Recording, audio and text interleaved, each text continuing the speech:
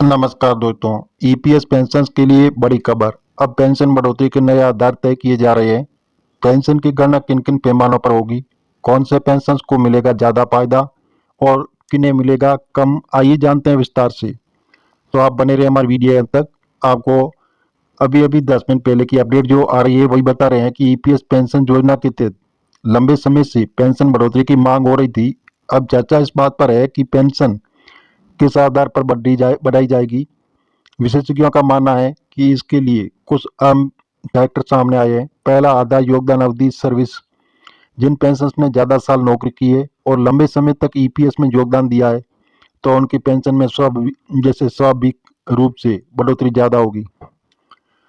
न्यूनतम सेवा अवधि पूरी करने वालों को बेसिक पेंशन मिलेगी, जबकि 20-25 साल या उससे ज़्यादा योगदान करने वालों को बोनस पॉइंट्स जुड़ेंगे।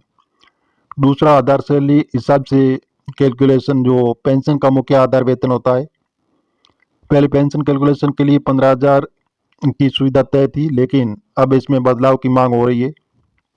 यदि बेसिक वेतन का बड़ा हिस्सा पेंशन योग्य माना जाएगा तो पेंशन सीधे कई गुना तक बढ़ सकती है।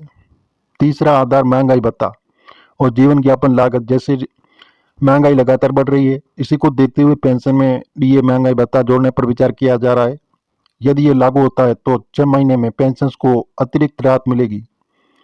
चौथा फायदा जो आधार न्यूनतम पेंशन की गारंटी। वर्तमान में ईपीएस पेंशन को न्यूनतम पेंशन बहुत कम मिल रही है। प्रस्ताव यह है कि न्यूनतम पेंशन को बढ़ाकर 7,500 या उससे अधिक तय किया जाए, ताकि हर पेंशन को जीने लायक राशि मिल सके। पांचवा, जो मेडिकल अन्य सुविधा है। कई जगहों पर चर्चा है कि पेंशन के साथ मुफ्त या रियायती स्वास्थ्य सुविधाएं भी जोड़ी जा सकती है।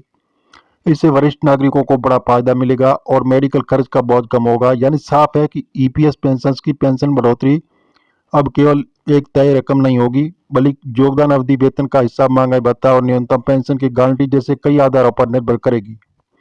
आने वाले समय में इससे लाखों पेंशन को बड़ी राहत मिल सकती है। ये जानकारी हम आपको बता रहे हैं, मीडिया आधारित है। आप सरकारी ऑफिशियल वेबसाइट पर जाकर इसकी जानकारी जरूर लें। ताज़ा अपडेट पाने के लिए चैनल को सब्सक्राइब कर लें। धन्यवाद।